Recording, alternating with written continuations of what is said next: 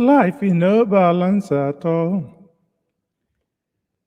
Yo, welcome everybody. Welcome you to this program. I go today na Friday. It don't finish. It don't go mask. It don't come back. This evening is going to be very fantastic. You're going to be with Mazi. It's okay. So everyone, good evening. Mazi is okay. Once more is back. We are going to have a wonderful conversation. You know the reason why I'm wearing this cap? Some people are wearing Asinzanozo. Some people are wearing mine. So I want to return favor. Make it a hwitty this one.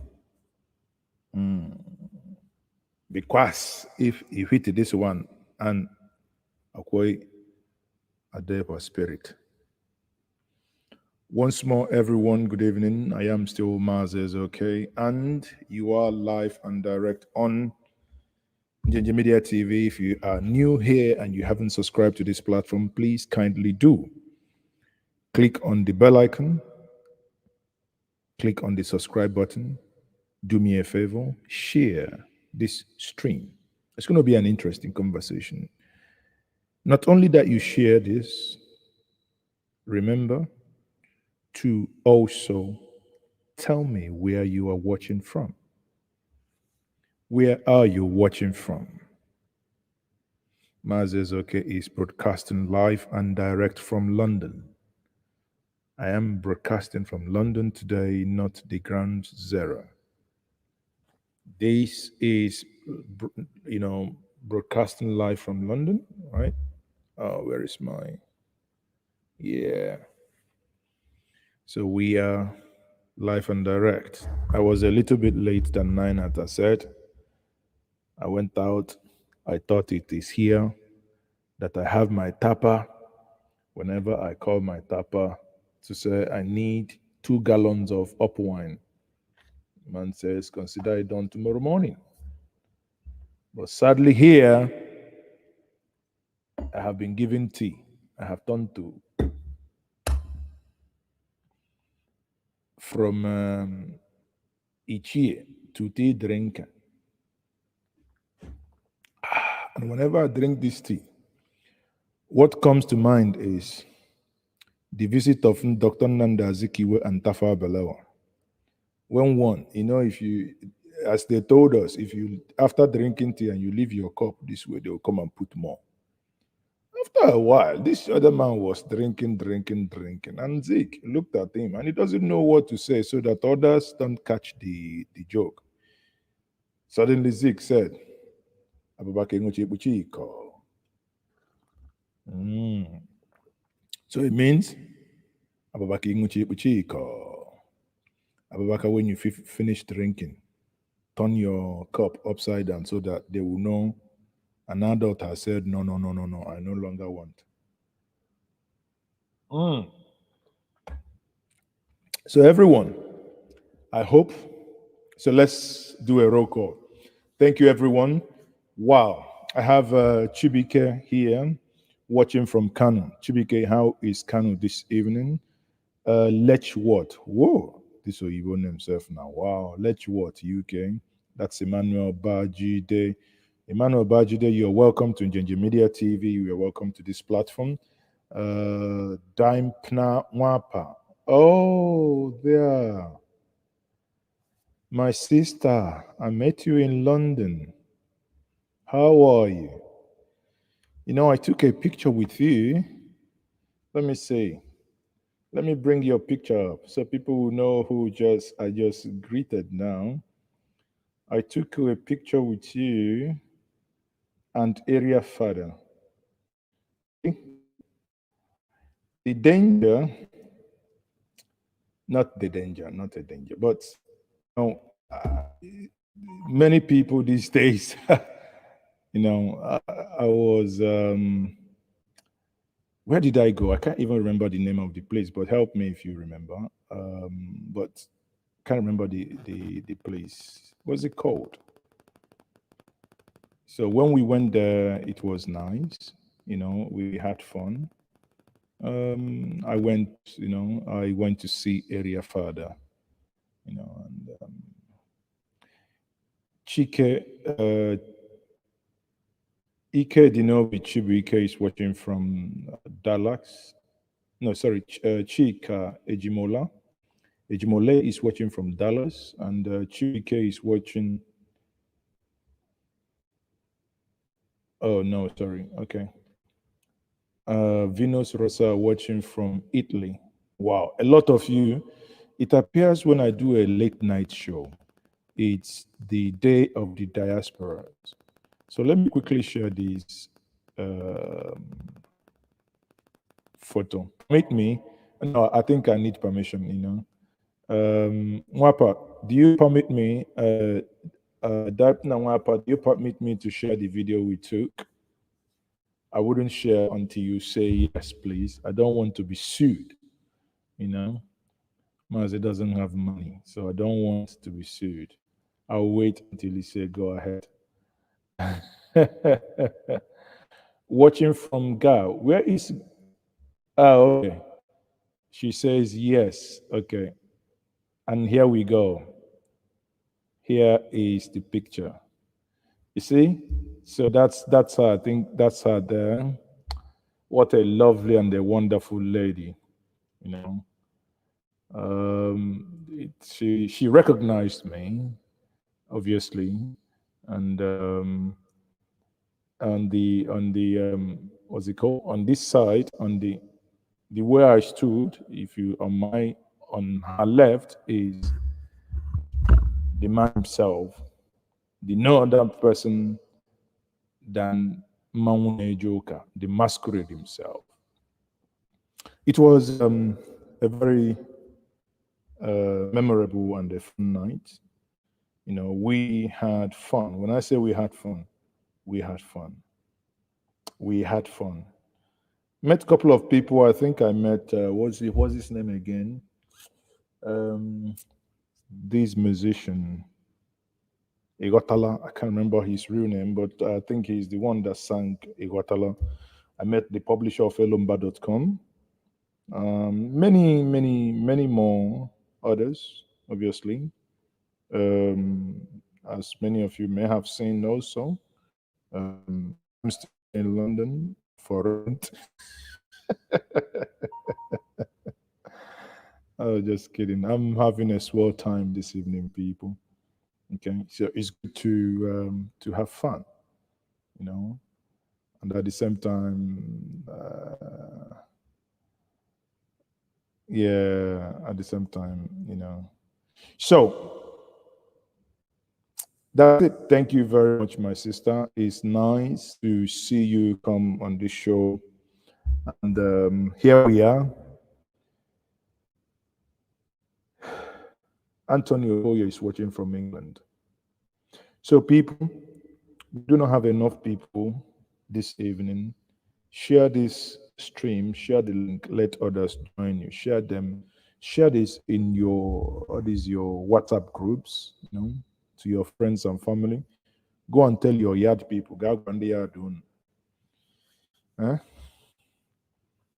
So, look, people, if you're 2023, if you see Mazi like this for picture, I say it a contest president. If it vote me, yes or no. If it vote me, he never tell you which president you want contest. If it be president for Eastern Nigeria, if it be president for, you never know. But if he look me like this for first time, he say he want contest Nigerian president. If it vote me, make it a vote me for here, because if you know vote me for here, you know they come out. If you didn't watch me, you never vote me for here, you never go anywhere. But if I vote me for here, I will come out. If you never like to make you know vote me, make it they say no. Say go over. So everyone, let's quickly start.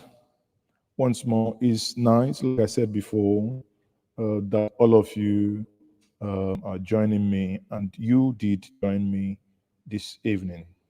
Now, this conversation that I'm going to have this evening is going to be centered on the statement made by President Muhammadu Buhari, where his visit to Owerri, Imo State. His visit to Owerri, Imo State, and where he. But before I even bring in that discussion, but let me show us something that happened in Imo. I'll show us what other people don't show you. Okay, I'll show you what other people. Emmanuel says, Bagaji, I will vote you because you will do what I want. Kai, you definitely happiness more. You, if I get me my vote, I will do this. Have you voted? I'm voted, yeah. Okay, so I'm happiness, I'm voted, yeah. tell me your feeling after voting today. Yeah, after voting, I'm feeling okay. What I want, I get it on the result. I'm getting the party I want is the one going on. Thank you for that. What are you expecting from these people you voted? I'm voted, they can do what you want, and then when they want, what they want, inshallah, we'll happiness more. So he telling me, if he vote me, I can do what he want, whenever he want, anytime he want, even on the street, he put it down. He finish everything because you are go happiness more. You are go happiness more. So let me tell you something. For Imo State, the following happened. President came. IPOP said people should sit. IPOP said people should sit at home. The streets were deserted. It appeared they went on scouting for people to pay, and they got people who took the money. But as it is in Nigeria, as it is within the African context, whenever money exchanged hand, and especially when it comes to political money exchanging of hands, you always have boxing, parapoism, and people saying, oh, you were giving 1 naira to give us, but you gave us 50. Let's have a listen at what happened here.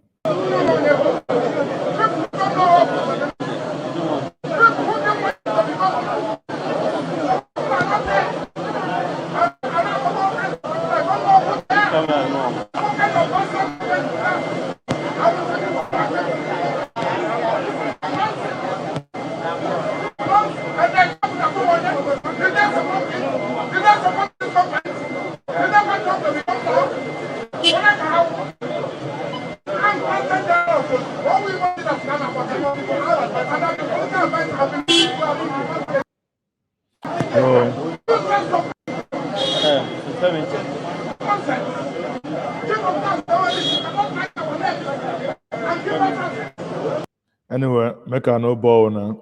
Long and head tell of the story is money exchange hand. They say 770,000 or say over 700,000 for rent of those buses he saw, and it didn't end well. Yeah. It didn't end well. Faithful. So it didn't end well. He says it's not clear. Don't worry, next time you go with a 4K video. Yes, what he's saying is not clear, but we know context. It's their usual, what you have to know that it is their usual argument. Now let us come down to the main cocoa of the matter this evening. I would quickly let us do like first of all, before I get into what happened in Owerri yesterday proper, I would first of all look at the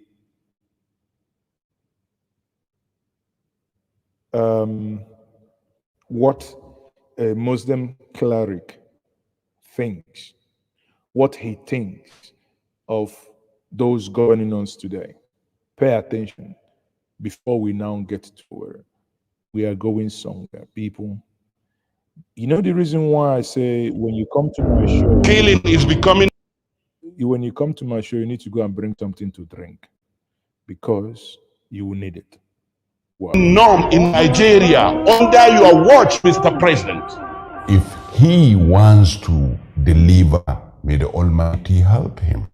But if he don't want to deliver, may the Almighty deal with him. The President of the Federal Republic of Nigeria, you have failed us. Our community leaders failed. Our politicians failed. We have all failed. For me, You know, one of the reasons why I'm playing this video for us is many of us in the South, you know, it is always easy for us to say that, yeah, they're not speaking up. No one is speaking up from the North. Maybe because the North does not control the media. Those that speak up, their voices are not heard. It becomes our duty to amplify, to lend our voice to whatever they are saying, that it gets louder. And there's no way you will listen to this man finish saying what he's saying, and we still go back and say that the North is not speaking up. The North is waking up. When I say the North, I do not mean the Middle Belt. I mean the core North is waking up. The party is about to start. At the end of the day, we all will be happiness more. Killing is becoming norm in Nigeria under your watch, Mr. President. if he wants to deliver, may the Almighty help him. But if he don't want to deliver, may the Almighty deal with him. The President of the Federal Republic of Nigeria, you have failed us. Our community leaders failed. Our politicians failed. We have all failed. For me to keep quiet and people are dying in the country, innocent children abducted, and as a father at this age, as a grandfather, I will not have feeling. I cannot voice out. What is the essence of living then? Exactly. I have made my mind to sacrifice for that. No going back. The life and properties of Nigerians is above all. I didn't say any word under duress. I intentionally said it, and I meant what I said, and I am ready to bear the consequences. This way that the government is moving is a failure. Kidnapping and abduction has become institutionalized business today. All the gadgets of this world, with all the technology of this world, people are using porn. Understand my agony. People are using porn to communicate that your beloved ones are with us. If you want, pay us this money. And we have government that has Ministry of Communication, that has Ministry of Information, that has everything, but cannot track that porn. If I die now, I am trying to provide life for other people who are dying unjust in Nigeria. All the elites of this country have failed. All the politicians have failed. We have to come back to the drawing board. If there is no issue of failure, what brought back the agitation of Biafra? Because we have failed. People share the same mind with me, but they are afraid. Some are emotionally inclined to their religion. Some are emotionally inclined to their tribe. That is why people kept quiet. Well, everybody now use Islam to say what he wants. So people can easily use Islam to say it is against the tenet of Islam to call a failure. Were they absent when Jonathan was criticized by Muslim clerics? Gradually, I learned that the problem. Well, that is, I think if you want to see the full video, you can go to Root TV. Root conducted that interview. The whole interview is mind-blowing. Again, I give it to him because he understood what is at play. And you see, these are things we say here. Let the truth be told, irrespective of whose us is called. You see the way he said it, he did not insult anyone. And that's what we do here. We say it. We do not have the intention to insult anyone. At least, if you want to take offense that the truth is being said, so be it. I cannot help you, not 1 second. Okay? So, again, once more, good evening, everyone. I'm still Mazes. Okay, if you're just joining me, this is my Hangout today, being Friday, the 10th of September 2021. If you haven't subscribed to this platform, please kindly do. If you have, just do the needful by sharing and liking this stream. Please, I say once more, like this stream. For those of you on Facebook, I mean, we are now over, what's happening? The stream is very low today. We are now over 100 and we only have 12 people liking it. So what's happened? Are you not happiness more? Are you not happiness at all? What is the problem? Kaganiko, what is the problem? Don't tell me it's not to see anything. What is the problem? So people hit the like button, make it turn blue.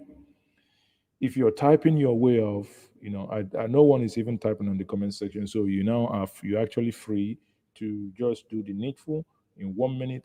Just click the like button.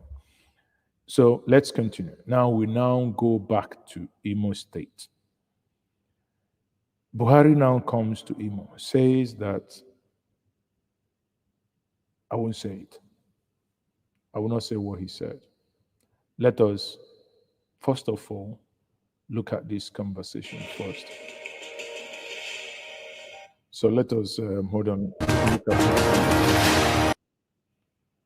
Because this conversation is going to help us, do justice to what is about to, or rather, the discussion that we will just quickly have. Thursday to commission a few projects executed by the governor of the state.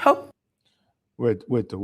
Before, don't be too fast. Before you talk about the project, commissioning of projects, some of the projects that I saw that were commissioned, man, some of them are not projects. I mean, I got to be honest with us. We cannot come to Imo and commission. For the lack of words, I don't even know what to say.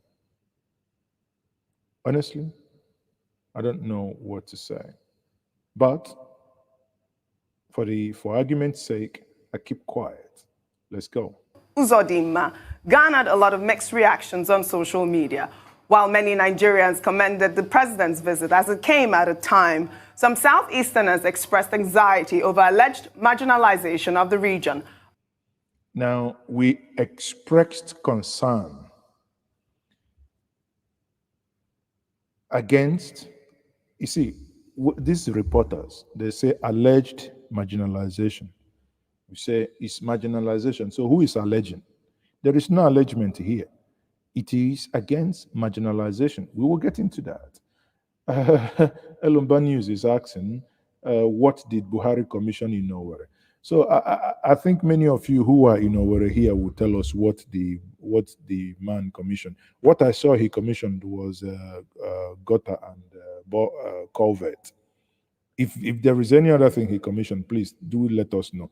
You see the question here on the screen. It says, what did Buhari commission? So I don't know what Buhari commissioned. So, but if you know what he commissioned, please do tell us. That warrants that, the whole brouhaha. But let's... Others have reacted to the president's comments, which attributed the nation's economic growth to the people of the Southeast. During his meeting with Southeast leaders, the president said the Igbos are in charge of Nigeria's economy and are enterprising. And as so he actually knows that they are enterprising. For 1 second, I thought that only thing he knows about them that they are at that in the circle. That's what I thought. But such contribute significantly to the country's economy. Well, let's take a social media reaction before we come back for a chat. This is from a user who wrote, "Who is the Minister of Finance, Trade and Commerce, Director of Budget, NPA Director? Do we have a seaport, functioning airport, or cargo railway line? No," is the answer. Well, Tundu Abiola, this is the rhetoric from a lot of Igbos at this point because of the president's comment. But I really did think that the president's comment was so encouraging. When I read that statement, I was like, yes, we all know that the Igbos are so enterprising. And I think that it should have been embraced more so. I think the president meant well, Yes. but I agree with that tweet, OJ. Okay. I found it patronizing. I'm sorry, I just did. Just because it's factual Yes, does not it mean is. it's not patronizing. It's like saying, oh, the Igbos are so great with the business and, industry and pharmaceuticals, let's leave them there. Yeah. What about leadership? If they are great and everything, listen, you see, sometimes you see the insincerity in leaders. You know that they do business, you know that they do the other one, yet only the Lagos port is functional. Yes, Port Harcourt, there is there. Obviously, every one of us knows why he's not working. There was this conversation under Yaradua. Contract was even awarded with 24 months delivery time to dredge the second Niger, to dredge the river Niger, that ships or bigger cargoes can come through them. How many years now that's not been done? I mean, and people will come with ecological arguments and blah, blah, blah. The issue is, have you ever gone to Hong Kong? Have you ever gone to Hong Kong? It's just a tiny thingy, and yet the commerce that goes on there is unimaginable.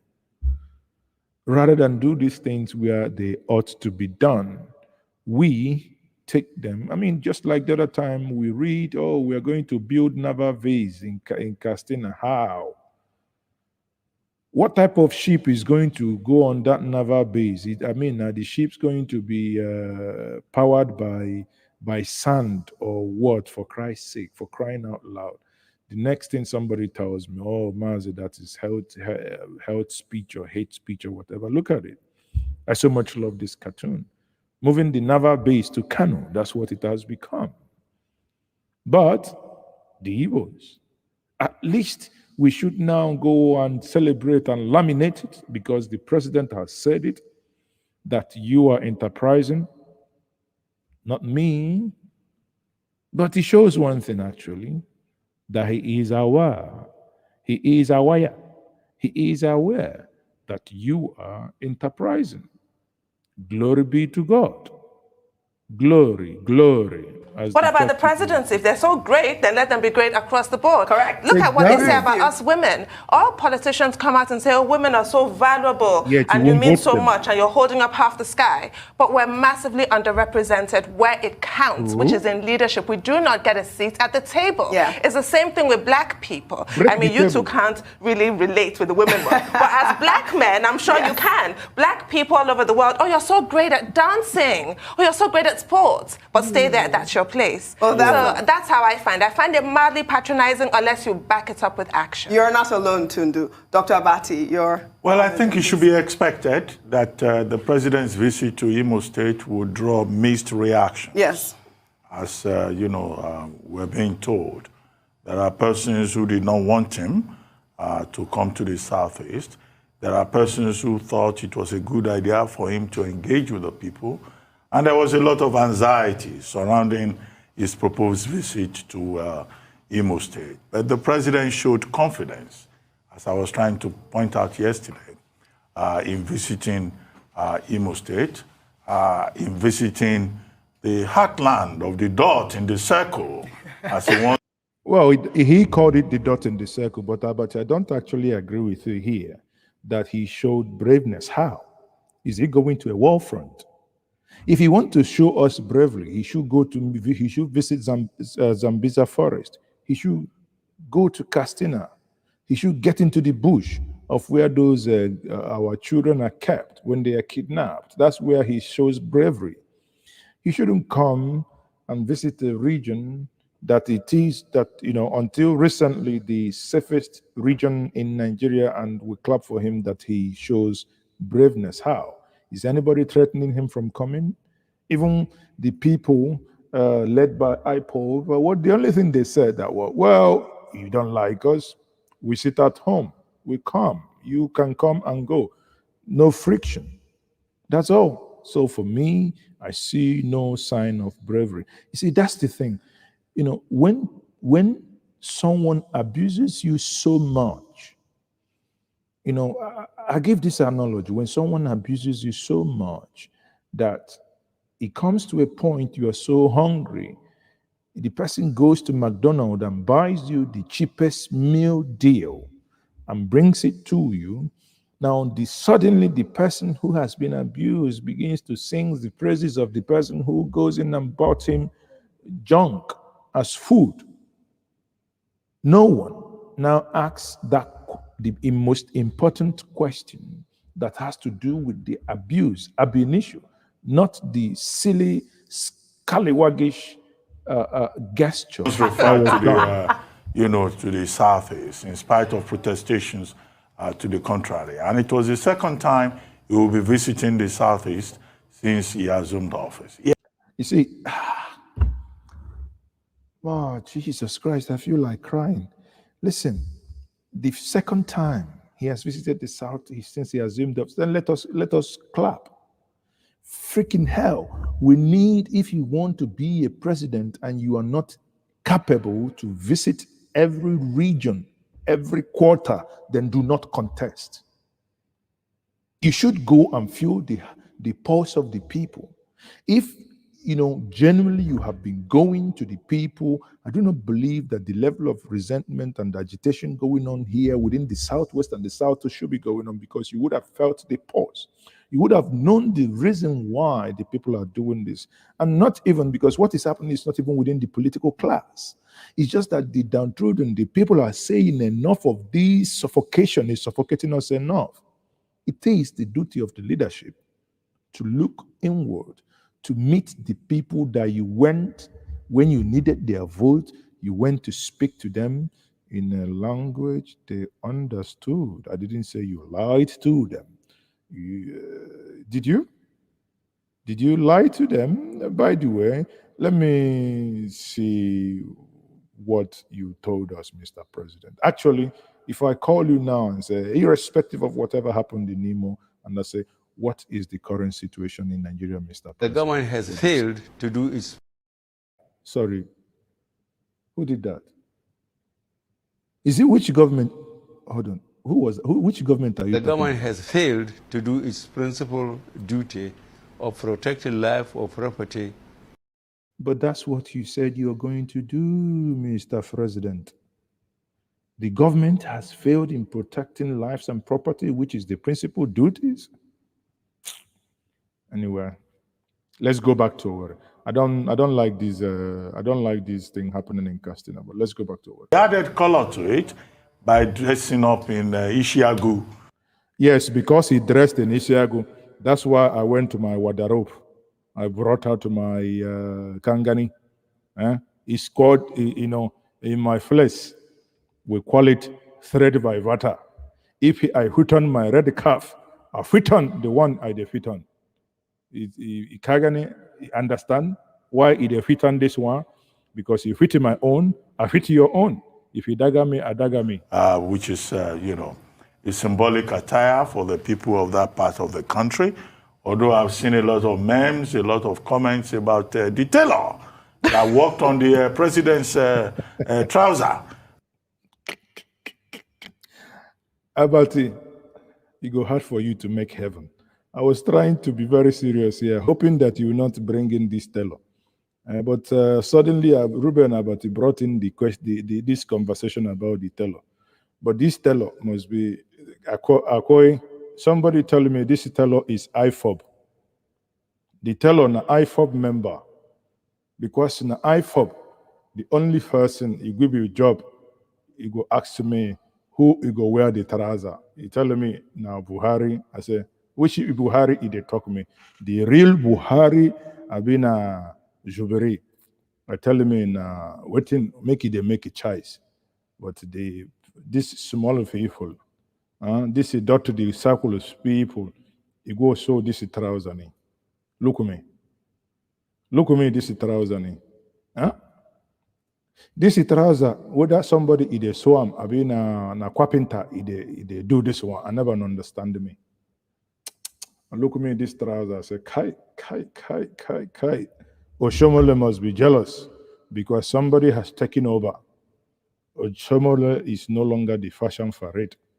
Somebody in the fashion of the president is taking over. Oshomole Why that trouser was struggling between the northern and southern parts of his ankle.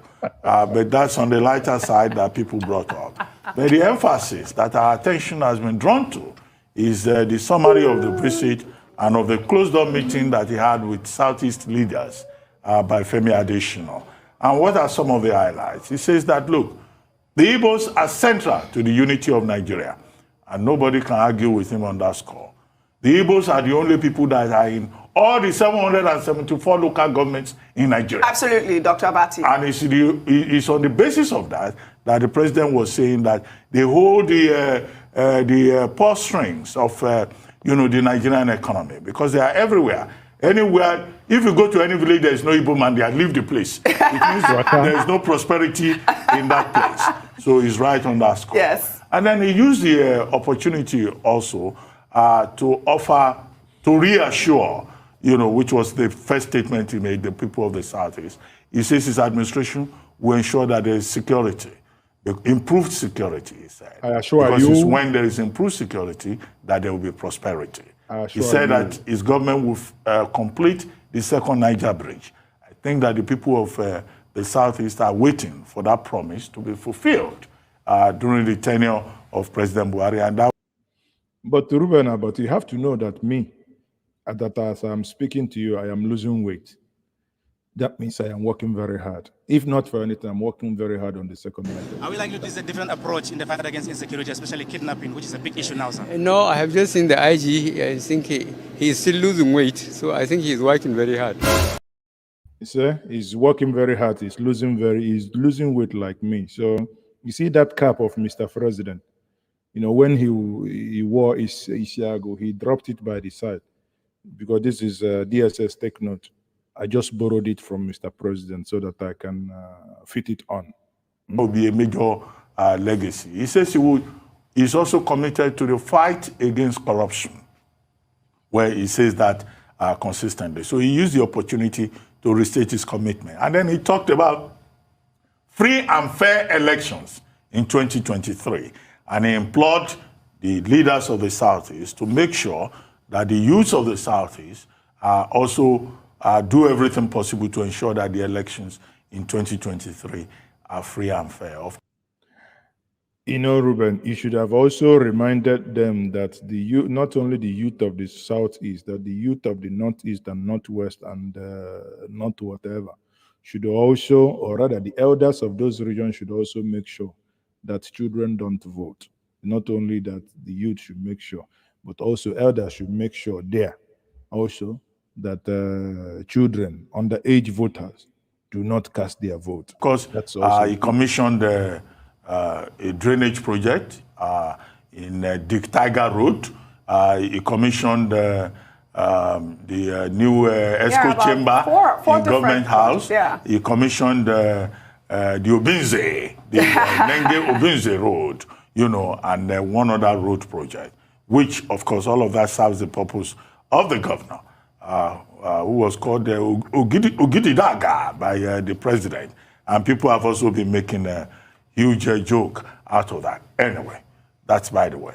But I think that there are persons, stakeholders in the southeast of Nigeria, who will be saying that the president needs to go a step further to address what they describe as the marginalization of Igbos in Nigeria, the need to put an end to the civil war, because there are many Igbos who believe that the civil war has not ended and that the Igbo man is still marginalized and victimized and dehumanized in Nigeria. What we did not get from all of that conversation is whether or not the Southeast leaders brought up the issue of Nnamdi Kanu, which was one of the questions we had yesterday, the Commissioner of Information of Imo State.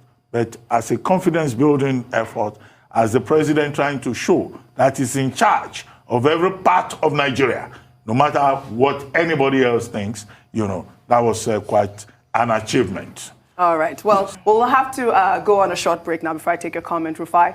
And when we return, well, on a lighter note, those who some of you who are asking who made that trouser, I've been informed that the maker of that trouser has been arrested, and why some of you said it is the wrong person that was arrested, somebody says I made that trouser. Since he can make trousers for hush puppy, why can't he also make one for the president? Because that presidential trouser. In fact, the trouser is not only trouser. The trouser is trousers. It's with double S. So, and you can you will shortly see the arrest of the person who made the trouser. Again, DSS, take note. I'm not accusing you of arresting him, but it's just on a lighter note. At the end of the day, una no go fit kill us. Waiting. Una no go beat us, say make we no cry. Since you people are not delivering on any governance, so if una say make we dey crack joke, we no go die. And I see the person that made Buhari's trouser. So I think Iran went across Imo Stadium. So they went in there and captured him. Captured him. Okay, that's on a lighter note, please. So don't take me too serious on this one. So let's get back and, I want to hear Rufai actually. And please, we love them so much. Them Igbo presidents. This is my issue. That is what everyone is talking about. This is my issue. Start from because in 79 election, it was 10 years after the Civil War. The best way to placate them, then we said we couldn't give them presidency. So we two Igbo candidates were vice presidential candidates. Philip Omiedi with Awowo and what's his name finally became vice president under Shagari. So if we can placate them over 40 years ago, why can't we just give them the big prize now? Exactly. Let's not say anything. You see, that is it. Let's just, if President Buhari means all he says, he should back an Igbo candidate. All you need to do is task the Igbo to give you the best stock in the great Igbo nation. The best. This is not a Babariga story. This is not about bad roads. This is not about aeroplane driving. This is not about those that have stolen millions and supposed to be rotting in jail, but they are in the Senate. I'm not mentioning them, but I'm telling you, this is not about those who have been in the corridors of power and who have nothing to offer. We will come to, when we discuss about the VAT, we'll begin to understand that if at all you want to still make progress in this planet Earth, you must begin to think east. If you want to make anything at all, you must begin. But again, Rufai, I allow you conclude your thoughts. For presidency, that's my point. I love that point, Rufai. It was beautiful. Yeah. I love that point, Rufai. We'll take another story. We tried to discuss this yesterday. So now, again, this is the way they have analyzed this particular one. I think there is another part of it that is the conversation on the morning, morning newspaper review that actually happened also, this morning. Let me quickly see if I can pull up that video, and you'll see. We'll look at it also from a different angle. So let's have this conversation. Let's basically cut out the chitty-chatty flirting that was going on in paper of record. Now, the lead story, Buhari in Imo says it's unthinkable that any Igbo man will want to exit Nigeria, wants to be remembered for stabilizing nation security, economy, reiterates commitment to completing Second Niger Bridge, other projects. You see, sorry, before I continue, OC Ekwem said that I've gone full Fulani today. I think that's one of those things we do in the southeast. We do not, or rather in the south, we don't understand. This actually does not belong to the Fulanis. The Fulanis actually do like the Tobani stuff. They wrap it. That's how they do, or they do these flatty Africanish cowboyish cow. Not this. These belong to the Hausas, so that we get this correct. Okay, so this is not Fulani, but again, we kind of lump everything all together. Promises credible election in 2023. Ohaneze demands equity, justice, fairness for all citizens. Says Ndigbo are most federating people in Nigeria. Yes, President touched down in Owerri yesterday and carried out that visit. Now, in his speech, struck some of the very nice notes. Of course, the Igbos are the most traveled in Nigeria, and they are everywhere, building businesses and property.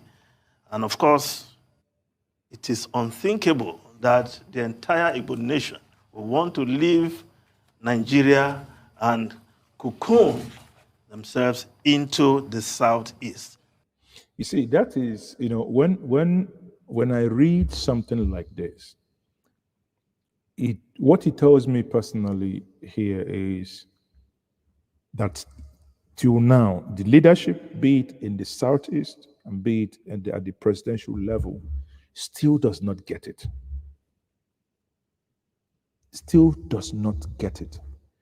You still just, I feel like you still do not know whether misinformed, whether informed, however you want to think about, you still do not comprehend why the Southeasterners, while the Yoruba people who voted you in first, second, with the vice president that they still control, will suddenly wake up and say, we no do again.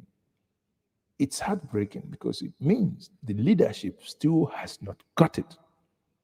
It's fundamental. If you do not know, genuinely ask the people will tell you why they are doing what they are doing. Then you can address it.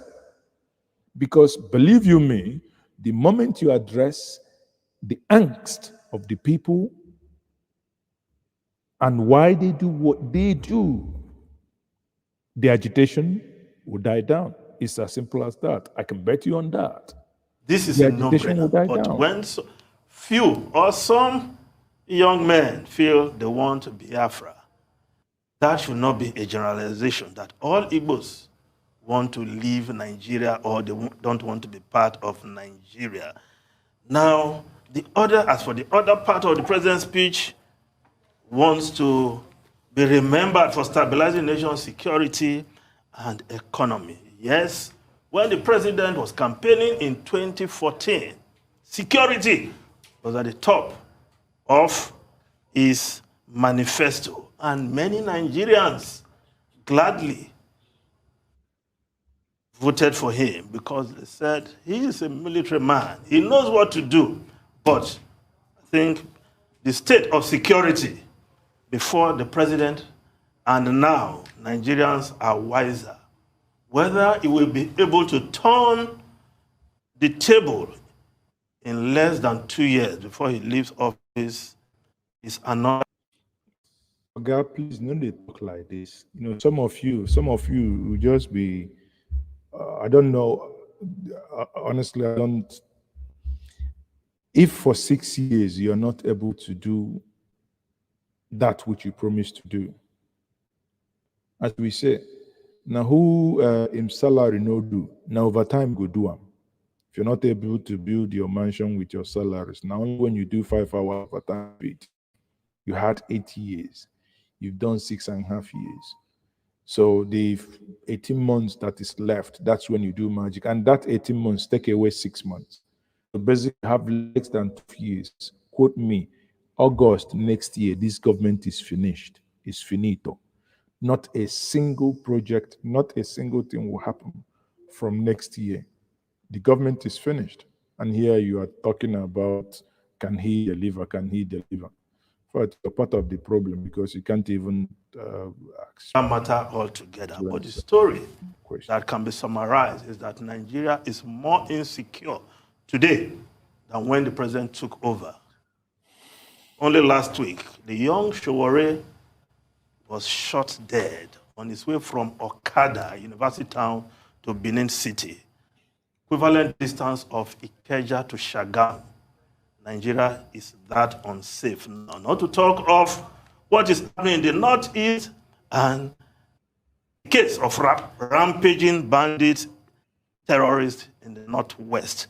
Now let's look at other stories. Well, other newspapers are also reporting the story from Owerri. Daily Independent newspaper, empty Owerri streets take the shine off Buhari visit. Resident obey IPOB seat at home in Aba Umuahia, Enugu. Want to be remembered for stabilizing Nigeria. President says Igbo are in charge of Nigeria's economy. Now,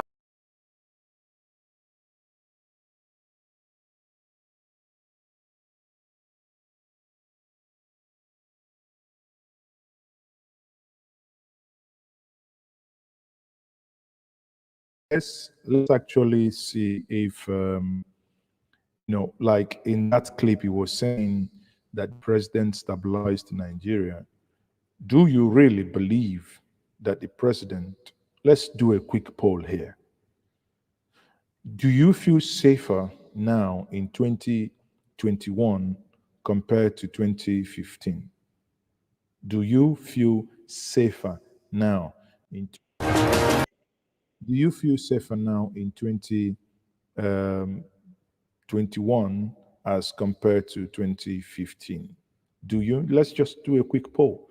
Maybe the president, because if the president is saying that Nigeria is now better secure, this that is going to live. So I don't know. I don't know in which country we are living in. Now people talk about VAT. The cows go to Finance Minister Abuja to protest. I'm not kidding you. These are real pictures. Cow protesting at the Ministry of Finance. So, sometimes I just hear some of these things. I'm like, other stories. Well, other newspapers are also reporting the story from Owerri. Daily Independent newspaper, empty Owerri streets take the shine off Buhari visit. Resident obey IPOB seat at home in Aba Umuahia, Enugu. I want to be remembered for stabilizing Nigeria. President says Igbo are in charge of Nigeria's economy. Now, let's just move over to another newspaper, the Vanguard newspaper. Tax war worsens as 36 states sue federal government over stamp duty. Well, I won't call it a war. The states, 36 states, irrespective of their political party affiliation, are challenging the right of the federal government to collect stamp duty. For once, the states are coming together in their enlightened self-interest to do the needful, taking their claim to what they think belong to the states. We'll see how this pan out again from the court. Now, the Business Day newspaper, how NMPC manicured his books to extract 200. So now, people, you hear that.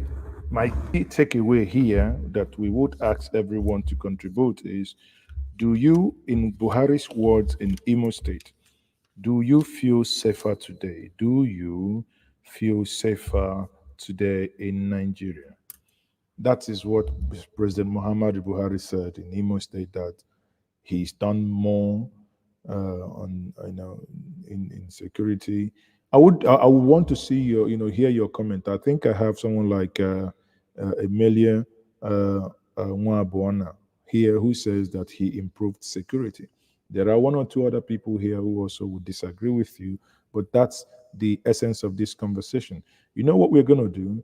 Let's do something extraordinary today and bring some of you to come online, obviously show your face. On this here, you will have in the chat section the link to join me to have this conversation here. The link to join me. So, but just hold on for a couple of minutes. I will do the VAT. We'll talk about the VAT before we join. We'll have that conversation. If you agree with President Muhammadu Buhari or that you disagree with President Muhammadu Buhari, that the nation is safer today than it was then, or that he is going to leave it in a safer place than he met it. Do you think he is going to leave it in a safer place than he met it? Now, but before I do that, let me quickly look at Robert and see. Let's listen to his argument on VAT. the issue. Wike took it a step further by releasing a ruling. The FIRS has remained defiant and has directed taxpayers in Rivers State to continue to comply with the VAT Act, pending the determination of its appeal by a superior court. Yesterday also, both Governor Nyesom Wike of Rivers State and the FIRS doubled down on their respective positions on the administration of VAT. Wike took it a step further by releasing a letter written by the FIRS to the National Assembly last July, asking the legislature to amend the 1999 Constitution by moving VAT administration from the concurrent legislative list to the exclusive legislative list. The FIRS letter more or less reinforced the judgment of the Federal High Court and position of the Rivers State government that it is not the responsibility of the FIRS to administer VAT generated by the 36 states and the FCT. Now joining us to discuss all the issues at stake with respect to VAT administration in the country is Laborious Oshoma, a lawyer and regular guest on this show. Welcome to the show, Laborious. Good morning. Yeah, good morning to you. Thanks for having me. Laborious, the FIRS is resisting the ruling of the court in Port Harcourt, Federal High Court, August 9, and also another ruling by Justice Stephen Palm with regard to the rights of states to collect and manage VAT. We'd like you to comment on that. And then also on the FIRS appealing to the National Assembly to come up with a bill to include, VAT as an exclusive matter under item 158, and to also accordingly amend section 251 of the 1999 Constitution. What do you think? Yeah, I would say that what we have really, it's a hangover of the monarchical system that we find ourselves, where the king can do no wrong. By the implication of the FIRS letter, if you look at paragraph 58 and 59, the taxes to be collected by the federal government, admitted by the FIRS, is stamp duties, taxation of incomes, profit and capital gain, except as otherwise prescribed by this Constitution, not prescribed by the National Assembly, by this Constitution. It is not stated anywhere that the federal government should exclusively collect consumption tax. And so the FIRS also know this position. This is not the first time anyway. If you remember the case of UKG and FIRS, the court, the Federal High Court, same Federal High Court, had invalidated the FIRS Act. But it didn't make the news because it wasn't by state government. And then also, sometimes in 2019, the Registered Trustee of Hotel Owners and Managers Association in Lagos State, while contesting the double taxation introduced by the hotel occupancy consumption laws of Lagos State, the courts, the same Federal High Court, invalidated section 1, 2, 4, and 12 of the VAT Act on the ground that it contradicts and conflicts with some provisions of section 4 of the 1999 Constitution. So there's been authorities on that. So what you have is this, the king can do no wrong mentality of, okay, yes, since the federal government is a behemoth, it can do anything. So let's have a situation where we begin to legislate on even areas we do not have powers to legislate on. And so the moment that judgment in 2019 came came up, FRS secretly wrote a letter to the National Assembly requesting them to amend the constitution to include VAT. But unfortunately, that issue had not been dealt with by the National Assembly before this Attorney General of Rivers State and the FRS. What I think the states should do is let all the Attorney General join in that suit. It ought to ordinarily should have started from the Supreme Court, being a constitutional matter and interpretation. All the Attorney Generals of the states should have joined in the suit and then challenge that act vis-a-vis the provisions of Section 4 of the Constitution. It's an abnormality. And I think,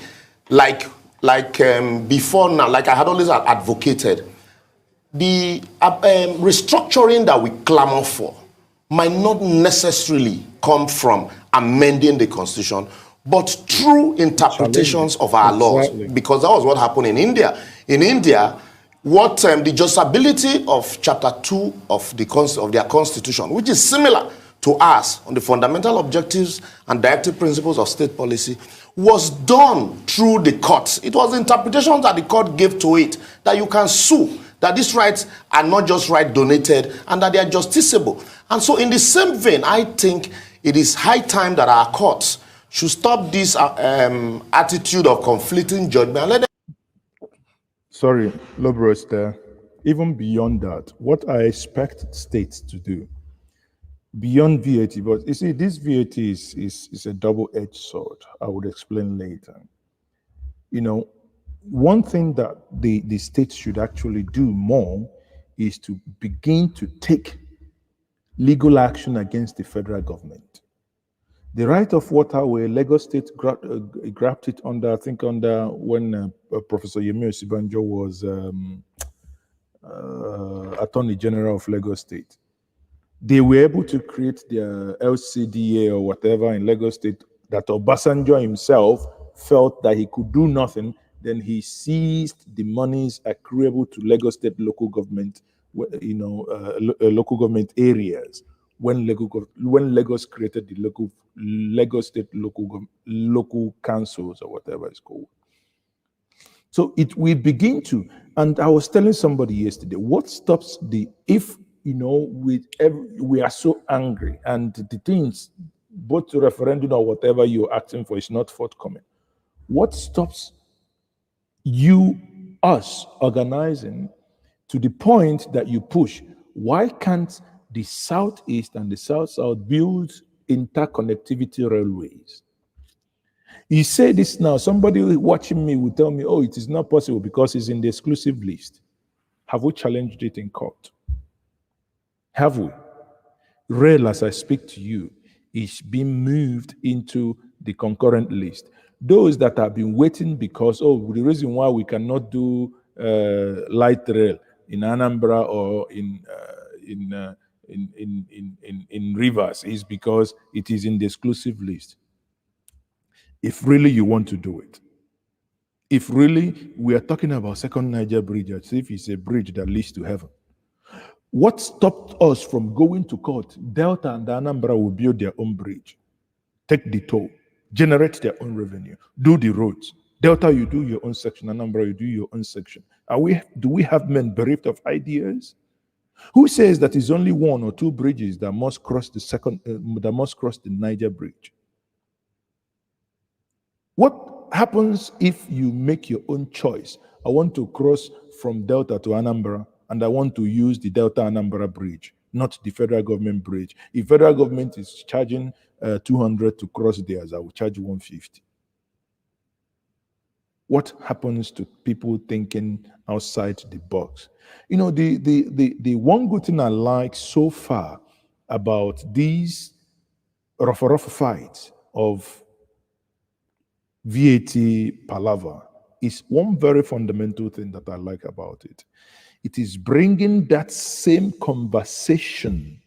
When many of us talked about restructuring, and adults will come and tell us they don't understand what restructuring means. You need to define it for us, as if I need to define for you how you put your food in your mouth. But suddenly, People are now saying, okay, if you don't understand restructuring, okay, don't worry. This part of VAT is part of restructuring. And somebody says, "Oh, no, please, oh, if you take this thing away from us, hunger will kill my people here." So it's making sense now. Your happiness more, right?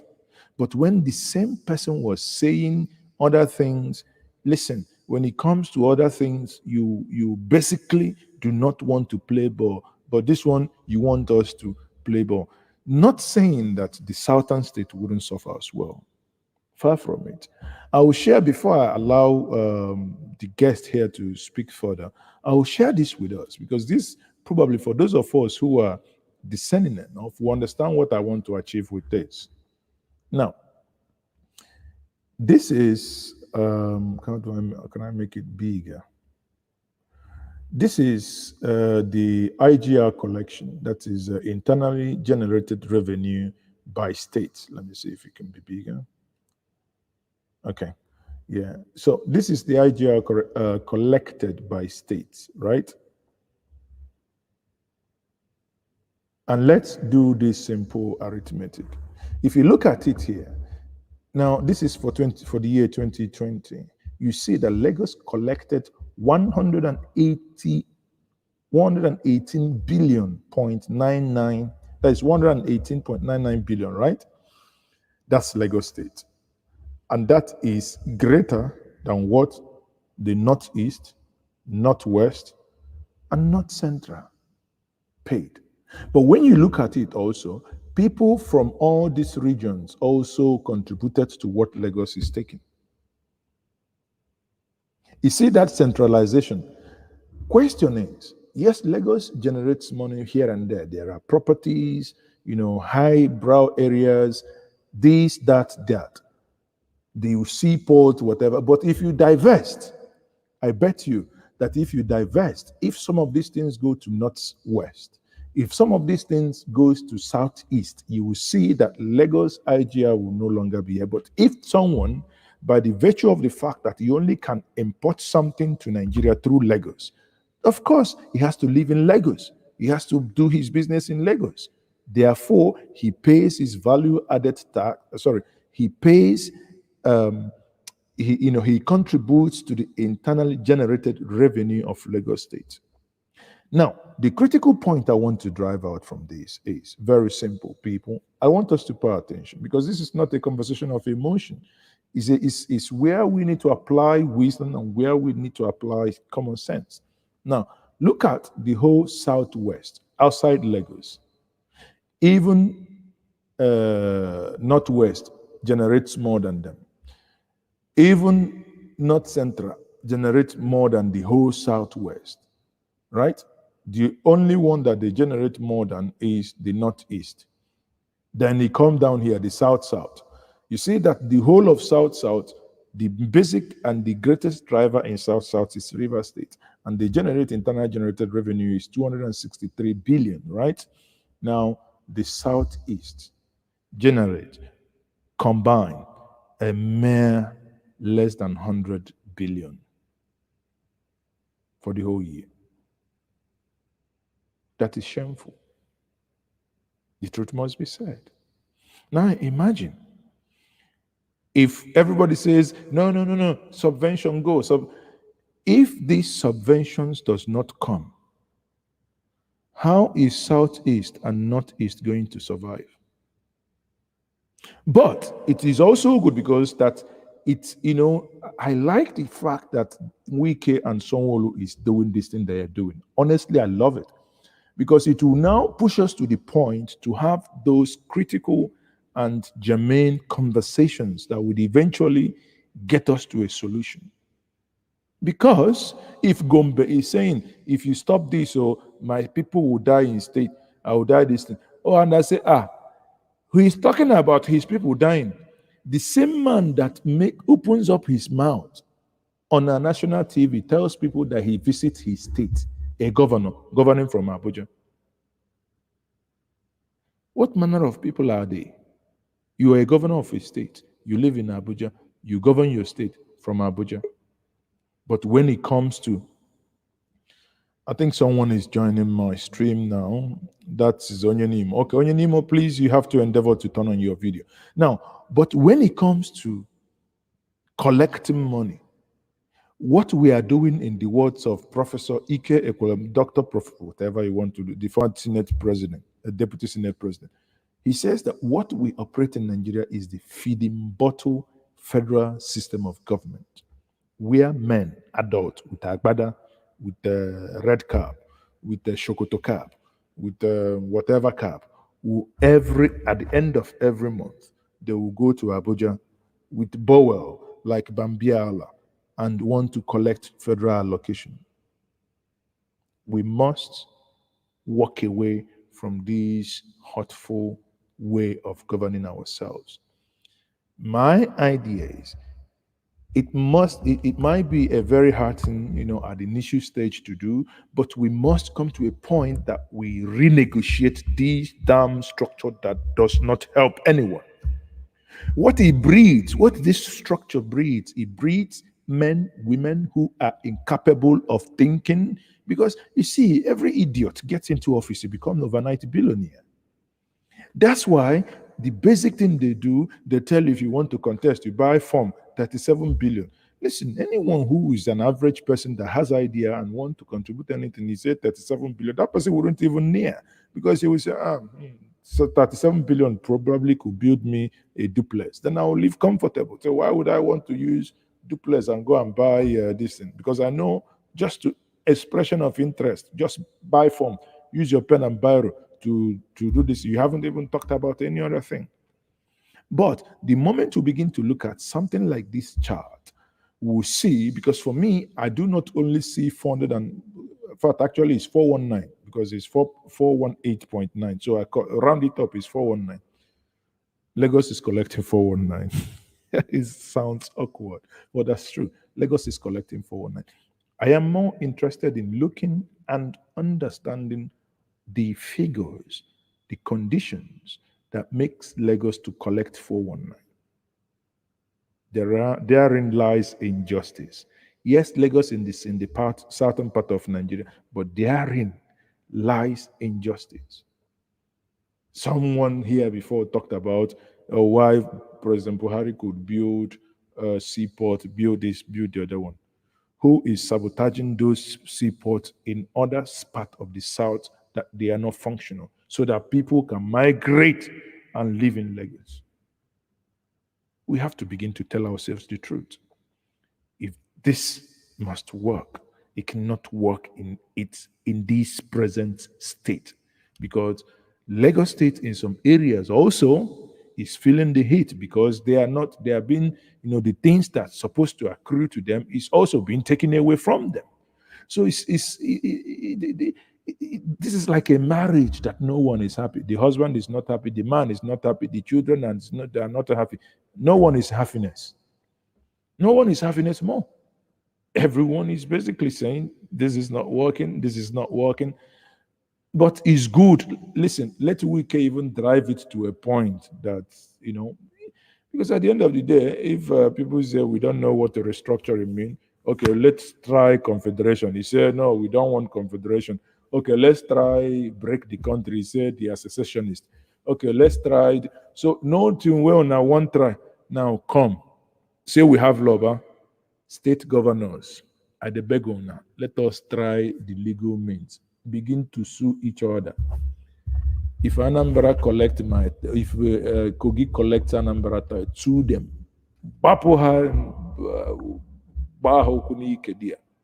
Sue. Lagos, sue Lagos. All of them are joint sue federal government. So the federal government to go run one day, leave and say, I don't do again. Because we must move from a point of grabbing, taking without thinking, to the point where we must have men, women that should engage their brains, and where they say, okay, this is what we think this state can generate, this is the projection, how we can increase it, and this, based on this state, you can generate this from your state. You get creative. Part of the reasons why our roads are not good is because we have cucumbers. We cannot think. We cannot borrow money to do road, put toll gate there and generate the money back. No, we don't want. Everything is free. You see, and you see, it's because our roads are free. That's why you go to Enugu Port Harcourt today, it takes you about 2 days. Sorry, if you go to Onitsha, if you're going from Onitsha now to Enugu, it takes you about 2 days before you get into Enugu. If your car, if woe betide you, you have a saloon, you might not get there in 2 days. But if we begin to say this road must be done, and before you drive on it, you pay, our senses go open. You and I will become aggressive enough that when we find pothole, we make use of our telephone for better things. Snap it. If you and I begin the protest now, you see, there is a place on that Enugu on the Express where I was the only person in 2017 that went there, and I got I called it it's still on this platform, swimming pool on an expressway that we were told that it was being done. What does that mean? Let us go there and farm. Shame the government. I will begin to broadcast it. I don't mind go there, do live videos.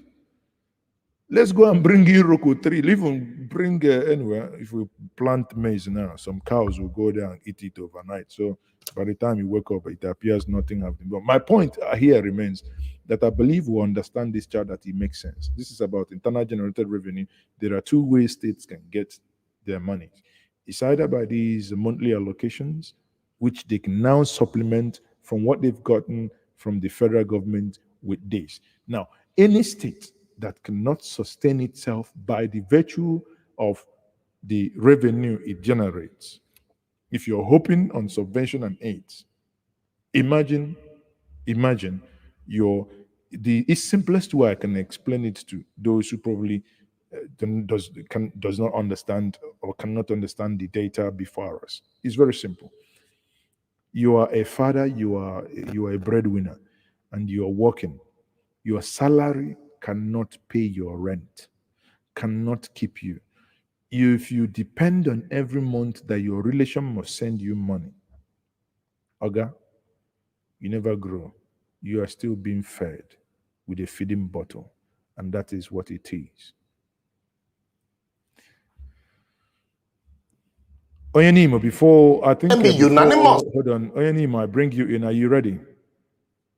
Let me bring you in. Oyanimo, are you there? Oyanimo, are you there? I think you are not ready. So let's go on with the video, please.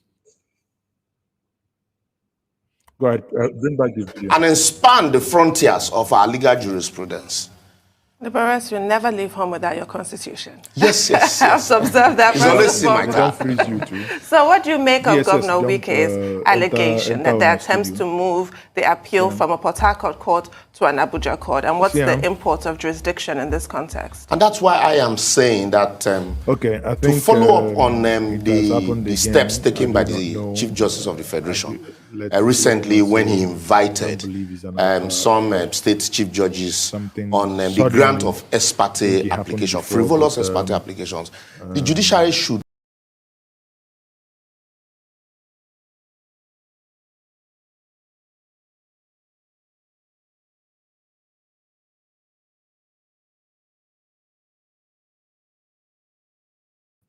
Sorry, okay, stay tuned. So, Onyenimo, are you there?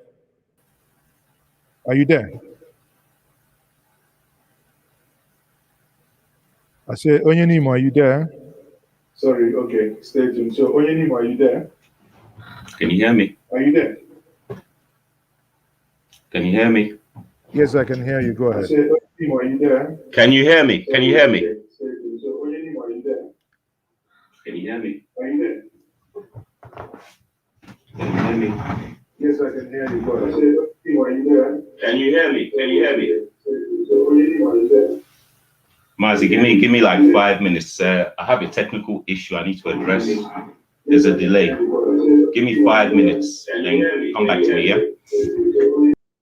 So obviously there is a technical issue. Yeah. technical issues there. He would, he would be coming back. Now, like I said before, when we listen to these arguments and to finally also drive my point here, I would also bring this chart here because obviously it's I like dealing with stuffs here, explaining some of these things with graphs and and charts so that it will make, well, obviously maybe it will help us to deepen the conversation. Now, here, let me see if I can go full screen here. This is obviously the VAT sharing formula, but let me see if I can increase. Oh, that's too blood. No, hold on. Okay.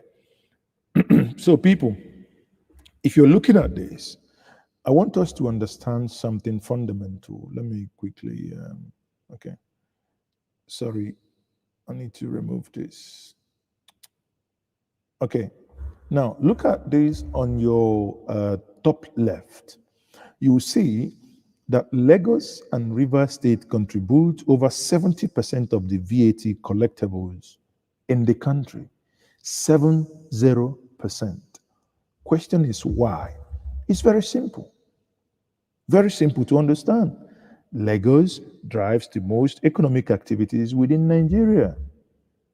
Everybody from north, south, east, west in Lagos, because as a former federal capital of Nigeria that has access to water, Lagos is over-concentrated. It's telling on the infrastructure of Lagos. Lagos is overpopulated.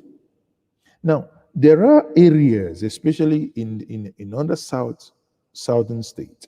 For example, you see someone who graduates from a university, after 2-3 years, he tells you he's an agent in Lagos. The only reason why that person will leave Warri or leave Benin or whatever and head to Lagos and start looking for greener pasture is very simple reason, because he will find job in Lagos that has been created as a result of the structural loop-sidedness that has existed over time.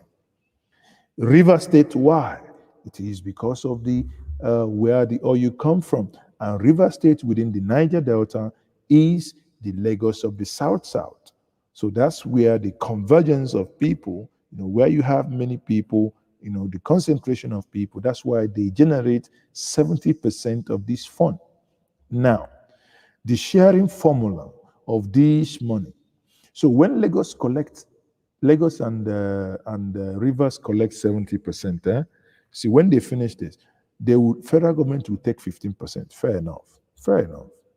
The states will take 50%, and local government will take 35%. So if we put it together, out of this money, Lagos State and Rivers State will partake in the remaining 85% after federal government has taken 15%.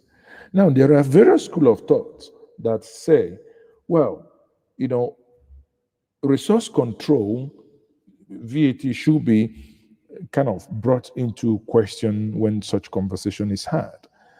Why don't we collect this VAT, keep the VAT, maybe out of our generosity, contribute 10% of our VAT to the center. Therefrom, whatever we contributed, excluding us now, you can maybe share this however you wish. How about that? There's another school of thought that say, well, if you go through the route, you might end up having state governors doing what they do today, commingling whatever is accruable to the local government. So you see that our problem is so complex that our problem is actually us. Sometimes, yes, we do criticize the 1999 Constitution. We do criticize even the Constitution, the structure and everything. But sometimes I think, can the structure actually work the same structure we have now? If the British were to come back and operate the same structure without changing a damn thing, will this same structure ever work for the British? Would they ever get anywhere with the same structure? And I think the answer is so obvious. I believe they will. Then the issue isn't the issue with us.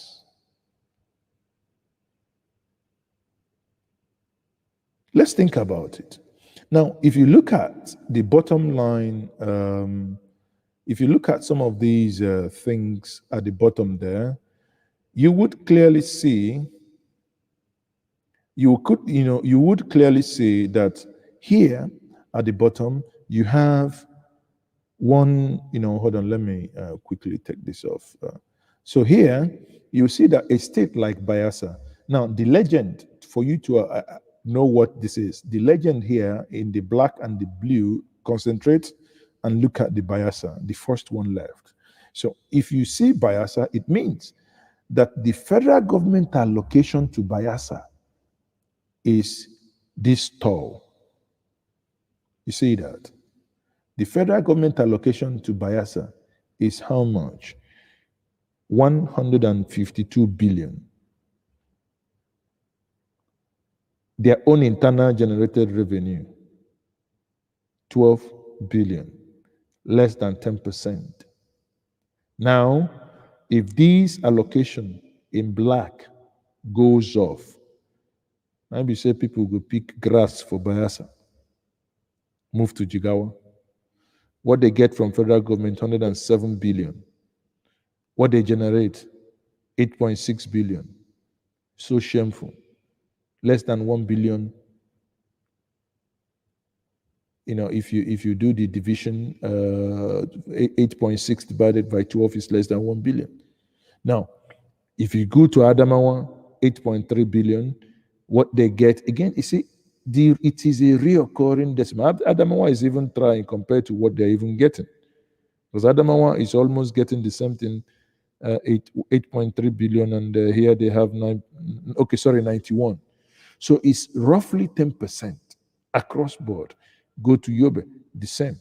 Go to Niger, the same. Go to Taraba. So where the issue and the bone of contention is in those black pillars. If you go back to the key indicators and the legend here, IGR versus federal allocation. So you see that some of these states generate less than 10% of what they get from the federal government or more.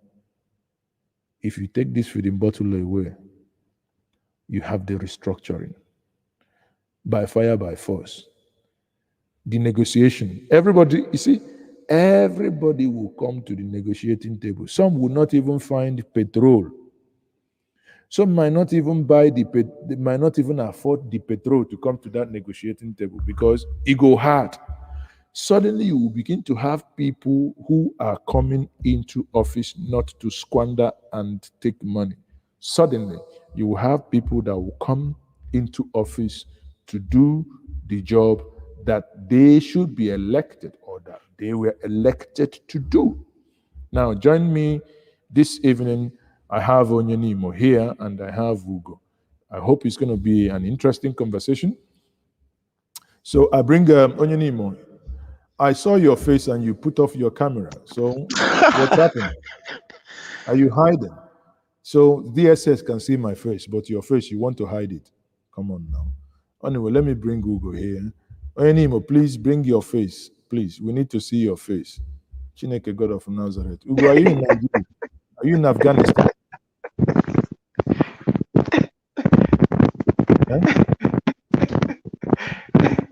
My friend, so I just turned off the light. Maybe I just start by the balcony. Now, wow. They don't take light here. You don't no light. This one will be NEPA things. Oh, okay. So you are from the UAE. Okay. So go ahead. What's your contribution, Ugo? I just like the fact that this conversation is going on the VAT issue. For the people, just like you have rightly said, for the people that do not understand what we've been talking about, restructuring, I think this will be an eye-opener for them to see. Okay, on that matter, then on the visit of the president and his utterance about the Igbos not being one of the fire powers in the economy of Nigeria. I think that is ironic to say, because we haven't really seen that drive. We haven't really seen that push. We haven't really seen us in that position. So to me, it's crazy that it's coming from him, because we already know this. I just left Benin some few days ago because I had to come back to the UAE because I was on vacation to see my family, and I couldn't fly from Lagos. As you know, there is a ban on suspension from direct flights from Nigeria. So I had to go make a route from Benin. And so why was there a ban? Why was there a ban from UAE? Well, I think they have these issues going on, and as you know, many Nigerians are actually misbehaving here. You know, they bring their cultism and all of this here. There was this killing of Nigerians, una carry on a problem, go UAE now. Everybody will be blaming the government. Yeah, I'm legit, so I would always speak for myself. I'm here for a reason, and I don't see me doing all of this rubbish. I'm a family man with 3 kids, so I know why I'm here. But the truth remains that so many people are messing up here, and the mess is rubbing off people that are here genuinely to do their job. That haven't been said, so I had to make a route from Benin. And when I got to Benin, I discovered that the Igbos are not just making us proud in Nigeria. Perhaps we are making us proud even outside of Nigeria. Even as close as Benin is to Nigeria, most of the people that you find there that are Nigerian are likened to Igbos. So what does that tell you? Yoruba nation is more closer to the Benin people, but even in Benin, in fact, any Nigerian that is in Benin is considered an Igbo man. I mean, I was surprised. So the VAT matter and all the Nigerian issue should be discussed. The restructuring should be discussed. True federalism should be practiced. Even here in the UAE, is a Muslim country, but they practice true federation, true federalism. Sharjah is a country of its own, is a state. Abu Dhabi, I'm here in Abu Dhabi. Abu Dhabi is the capital, but most people don't even know that Abu Dhabi is in the UAE. All they know is Dubai. Dubai, exactly. It's crazy. Dubai is these are more or less these are federating units. That's what we can say. When you just made a statement. Sorry, Mazi, to cut you off. You were talking about what is it that you were talking about that relates to what we are discussing now? Shit. Yeah, it's still on this true federalism. You understand? Okay, yeah, now I remember. Places like Alain, places like Fujairah, these are poor states in the UAE, but they have a support from the federal. You understand? In UAE, Abu Dhabi is the only oil producing state. Not even Dubai. Dubai doesn't even have the money that Abu Dhabi has. True. If when Dubai is broke, it is Abu Dhabi that lifts them. This is of what course, we should practice in Nigeria. When they built the Burj Khalifa, Burj Khalifa. Burj Khalifa, and at some point, the guy was broke. He had to go to his brother and beg for money. And it's simple. You see? So it's simple. It's not the rocket science. I don't know what is wrong with our people. And they come here. I have locals that are friends with. You understand? They tell me, "Oh, Ugo, where are you from?" I tell them I'm from Nigeria. They say, "Oh God, that country that is so rich and poor." I mean, they know that Nigeria is so rich. What do they have here? Yeah, it's fine. All the islands here are artificial. Let me hold on. Let me bring in Onyenim. Onyenim, are you there? I think so. Are you still hiding from Buhari? I'm hiding from a lot of people. Don't take it personally, but we will talk when we need to talk. I sent a message. One of the issues or one of the things across my mind was in regards to The judgment made by the judge. Now, if it's upheld, potentially the southern states have been overpaying VAT for a long time. So the next issue will be in regards to a rebate or a refund of the overpayments. How that will be calculated and how it will be possible based on the judgment of the courts. That will be adding salt to injury because No, it will it's not not salt mean. to injury, it's law. It's I the law. know, but I know it's law. But it's like when you have 15 boxers, somebody have 2 unwashed boxers, and court says you should refund the boxers. Now you say the person don't walk naked now. If you refund you the remaining, That's not really my problem. The matter of fact is justice.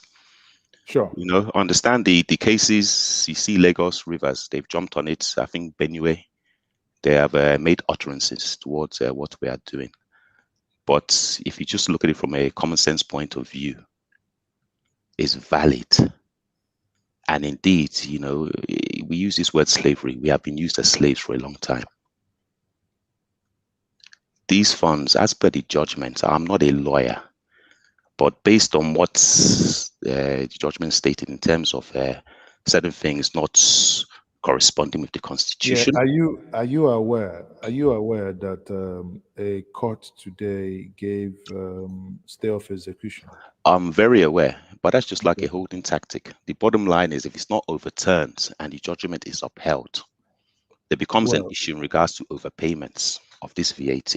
Well, it is this type of fight that I enjoy because this is a pure legal parapoism. Now let them, you have a people, especially I like where Lagos is involved in this case because you have people that when it comes to donating sands, they will be able to. So me, I would say, in fact, I'm happiness more because the bottom line will be we will see sands versus aeroplane drivers. I've just washed my jump up trouser now. I hope to wear it to dance when the case finishes because it's going to happen. But again, somehow Nigeria has a way of disappointing you. Okay. At the time, you might have high hopes that things might actually this might beginning to be the turning point. You might suddenly say that your hopes are just basically dashed. Fine. We can all read what's in black and white. We're not stupid. We've read the judgment. It makes sense. One final point. It would appear that stamp duty has now been brought into the equation. Again, how many other taxes have been illegally deducted from people, predominantly within the South, that have been distributed to people, predominantly within the North, that needs addressing? This is a massive can of worms that have just been opened. Yeah. I'm done. Because at the end of the day, listen, the way I look at this thing, very simple. If this game is played properly, I see a situation where when we talk of even open grazing, because when I begin to tax your cows on the street, I will not even ask you about the grazing again. You would run away with your cow from my street. Because when I begin to tax everything, you might now begin to say, okay, why would my people take my cow and go to Lagos and pay taxes there? Let me now provide them a place in form of ranch where they will now come and ranch it and pay me that money. Okay, I'll just give a very warped argument. Cows that have been wandering around, eating grass. They're not paying anything. Exactly, but each time they're getting fatter. Value is being added to those cows. Exactly, but they're not paying Who has anything. been applying VAT to cows? No, nobody. It needs to be addressed and backdated. Backdated. You do know Simple. how many? Anyway, that's it need to be applied and backdated. You see, the funny thing is, not south, east, west. Nobody pays tax on animal husbandry. The only tax that they pay on these animals are actually the taxes that they pay to the agberos, those union in abattoirs. Because if you kill any cow, there is a certain amount of money you pay. And those goes into those unions. It doesn't get to state. It doesn't get to, do you understand? So, and that is only at the point of butchery. That's when you are forced to by those agberos. Because I know when I go to cow market, you buy cow. You've paid for your cow, but you still pay for the land that the cow stepped on. Egoani. When you pay for that, you pay for loaders.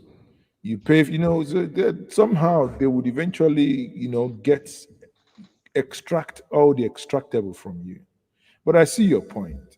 You're more into get this done and dusted, and let us, let us go back to time immemorial and extract every pound of flesh. No. Again, I'll disagree. Again, I'll just throw up one final scenario. NURTW. Again, those monies they deduct. How is it being shared amongst the nation? It's a tax. There's taxes everywhere. We pay. We don't ask questions as to how those monies are being used. So again, NURTW, how are those monies being shared amongst the nation? No, those ones are, and that is NETO now, National Union of Road Transport Workers. It's a tax. It's a deduction. It's a tax. Those are the greatest Agber on planet Earth. Then I think the issue now is maybe tax laws need to be suspended, or taxes need to be suspended until further notice. Do you know, that's actually, you brought a point. People in Benin here would know this story much better than myself. That is actually part of the reason Obaseki was saying, the loophole in collecting those taxes in Benin that, led to the conflict he had with Kabaka and Co. So you see, there are people, you see them living in mansions. MC Omo waiting in Lagos. I mean, what does he do? It's walking around, apparently a billionaire, but he does nothing but to be big time Agberu, and But these are things that states can actually electronically implement, collect the taxes with no electricity. Okay. Well, we can. You see, when there is will, when there is the will, you have those parks. 20 solar panel on the roofs won't kill anybody. When there is the will, I'm telling you, these things are not skyrocket science. Obviously, I mean, I take your point. Ugo, what's your take on this? I think there should be a system that works. There is no system working over there in Nigeria. There should be a system that works, that we can track all these things, and allocation should be well distributed. I think that's my conclusion. Yeah, gentlemen, obviously, before I let you go, Oyenimo, when you look at the entire thing happening so far, and just opposing it with the chart that I showed, do you honestly think that it will, let's for 1 second forget ethnicity play here and bring back humanity? Do you think it will play us as humans to ignore those facts that some states, if this approach is driven with full force, would probably, you will see a whole citizens relocate to certain part of Nigeria, which might actually cause more trouble? Do you think that, the implementation should be staggered, or that the moment the judgment is delivered, everybody goes full force? What's your take? In terms of, you've used the word ethnicity. In terms of ethnicity, me, myself, I see Nigerians, we're all one, we're all Africans, we're all blacks. So there's not an ethnicity issue here. There may well be an issue with regards to tribal differences. The bottom line is what happens in the south, Lagos, Rivers, the southeast states, Enugu. They're involved in commerce. The things they do are involved in making money, irrespective of the population size. In the north, they claim to have a larger population size. Unfortunately, as we see it down in the south, that population is made up of youngsters who are unproductive, unemployed, and a burden on the nation. That's the bottom line. They don't contribute anything. We have to contribute to sustain them. Period. Is it no? Is it factually correct? It is factually correct. It's factually correct. If you go and look at the statistics in terms of age of population, you know, you have birth rates. Even if we just look at birth rates, you know, it's a well-known fact that in the north, women produce a higher number of children than what we do down south. It's a fact. Those children tend not to be in school, or when you compare it with the south, percentage of children in school. It's even worse now in terms of all this banditry, IDP camps. These children don't contribute; they beg. We see them on the streets. We know what they do. Worst case scenario is a poor person in the south will still go out there, will be working with their parents, even if it's going to the farm. They'll be doing something productive. They won't be on the streets with a plate, begging for money or begging for food. Now, it's just the way it is. It may sound tragic, but hold on. On your screen now, you have. Let's ignore Lagos. Yep. Lagos is, like as I said in my submission, Lagos is an exception. Okay. Let's ignore Lagos. So if we ignore Lagos, let's take the mid column is north, and the right is the south. Yep.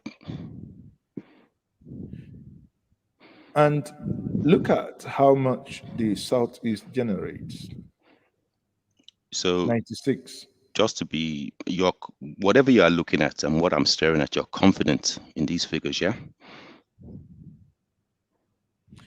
I mean, what do you mean? Is the data being are you questioning? I can't see who's produced the data, but I'm just asking you, are you confident in the data first? Yes. Okay, fine. So your point is that the southeast, south combined,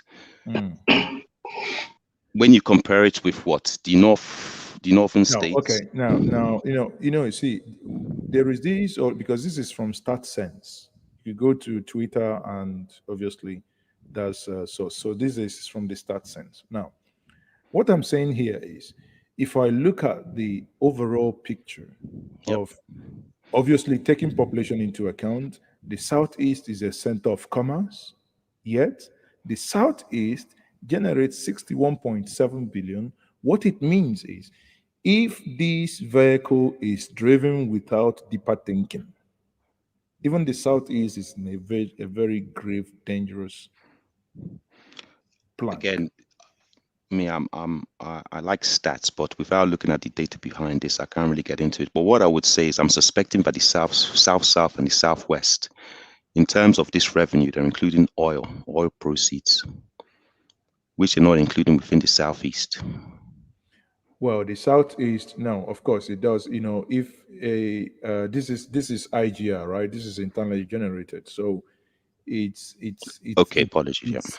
So this is IGR. It doesn't. There'll still be VAT applied to those activities, though. Well, based on your activity, so it's the same thing we are saying, because let's say now you become quasi independent. You know, you're not going to do magic that because nothing on your VAT, nothing is being taken away from. Sorry, on your IGR, nothing is being taken away from you. It is you and you. Now, you can't all of a sudden do a 10x, a 5x from your current standpoint. My point then is, if you can't do that if I go back and look into Lagos, I can tell you that the reason why the IGR of the Southeast is probably the way it is, could, if you look at the bigger picture of what is happening in Lagos, you can see the reason why. Lagos is a commercial hub. There's certain I don't know how to call it, institutions that have been placed within the northern regions, for example, the CBN. Again, without looking into the data behind these figures, I don't really want to speak too much, but I'm skeptical anyway, because in terms of the Southeast, we add value to things. It's just what we do, in terms of, we may not have a massive manufacturing hub, but you know what it is, you know how it is in the Southeast. We produce things. We produce cars, we produce all sorts of things. Yes, we produce all these things, but does it now tell a story that the Southeast, yes, they produce this, they have this, but they are not the tax-paying people? Could we conclude with that? Because honestly, before I came online, I'm still struggling to put more plausible reason why the IGR is, because that puts into perspective the comment once made by the governor of Ebonyi State, that if the monthly allocation stops, that the state is going. That's another conversation altogether. Because I say, well, if you cannot generate enough to deal with your state, then you bagger off. That's me. That's me. Because I'm only saying this because I hear this narrative all the time, and you made it here that they contribute nothing, and it's for me, it's becoming a cliche that is unchecked. Why I brought this up is that when you look at it, if you look at the Northwest, if you look at the North Central, find out, well, the North Central, probably why it is up to 181 is because of Abuja anyway. Okay, let me just quickly amend my statement. Do not produce nothing apart from Dangote. So again, I don't know how. No, sorry, please. I mean that's no, my generalization. No. Apologies. Well, that's he's pumped the market in so many areas. So do you know? Do you know that Dangote probably pays more tax in Lagos, contributing to the red you see, as opposed to whatever he will pay doing the North? Because has it ever been published? The market. Dangote does not pay tax. Dangote receives tax. He doesn't pay tax. No, subventions. No. There is this deal sometimes that if roads are done, tax holidays or tax incentives, blah blah blah. What I'm trying to say in essence, my brother. What I'm trying to say in essence is that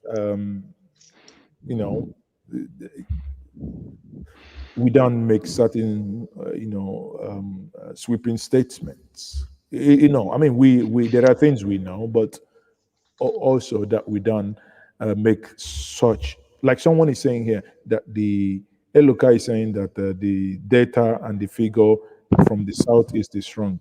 Oga, go to Budget IT or the Office of the National Statistics. You will see it. It has been a reoccurring decimal, even in Anambra State, my state, until the former governor of Anambra State, Peter Obi, left office. Anambra State never generated 1 billion. That was catastrophe. He did a lot, and he himself, at the time he was handing over to Obiano, he acknowledged that that was one of the areas that the state never performed. The question is it that Ndibo Araku tax? Is it that the riot of our moms and our grandmoms in 1929, the Aba riot was as a result of taxation? So is it that we are still rioting? I'm just kidding. Mazi, I think the problem is, I just said something about putting up a system that will that will checkmate these things. If there are no systems, so how do you know the people who are paying tax and the people who are not paying taxes? What do you mean? What do you mean a system that doesn't? Of course, there are tax record. I went to renew. I mean, how effective are these? Just like what Obiano was saying, how effective are these things? Are we really sure that they pursue you now? If you have a no, of course. You If can settle them. You can settle. Yeah, no. Hold honestly, on. there are okay. I'll draw a scenario now. I just came back from Nigeria through Benin. Do you know that this COVID test that they do in Nigeria, if you go to Benin, somebody told me she did her test with 20,000. I did a test in Lagos before moving to Benin for 50 plus thousand. Then I got to Benin. But you're not watching in Ginger Media now because you would have done it for 23,000. No, seriously. In Lagos? No. Are you saying in Lagos? Of course, yes, in Lagos, yes. So why do we have this variance? Why do we have this No. Listen, this is when you want to do COVID test. The only thing that is fixed is your inbound flight that you have to book through the portal. It's either 38, 39.5 or 38.5, right? That is the federal government fixed rate. So on your outbound flight, that you do not require to book through the portal, it becomes, I'll give you an example. You see, it becomes at the discretion of the hospital. I'll give you an example. There was a medication, I can't remember the name again, a couple of months back. In Lekki, I can't remember, it's an antibiotic. I crossed over the street to buy it in Lekki. Boy, you know how much they called for me for that same medication? 14,700. Oga, I take style waka. I didn't buy because the person that already sent me to buy this medication said around 1,000 to 1,700. Then I got back at Ikeja near my hotel. I went to across the street again, a chemist, very massive chemist there. Again, how much did I pay? 1,380 in the same Lagos. So someone will think a poor woman, a poor widow does not need a COVID test certificate because he or she is not traveling. Some hospitals assume if you're going to be needing a COVID test, that means you're well-to-do. Therefore, that is an opportunity for them to extract their own pound of flesh. So you pay 50.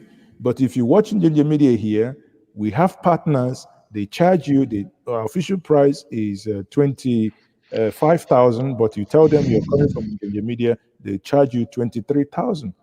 You can't get it cheaper. It shouldn't be so. Even here in the UAE, even if you're inbound, what you pay is 50 dirhams, is less than 10,000. No. It's it's everywhere. It's even in England. Even let's not make this argument. I'm telling you the truth. Here is 50 dirhams, 50 to 60 dirhams. Yeah, but even in Europe, the price is. If you go to Boots in England, you want to do COVID test. The price in pounds is different.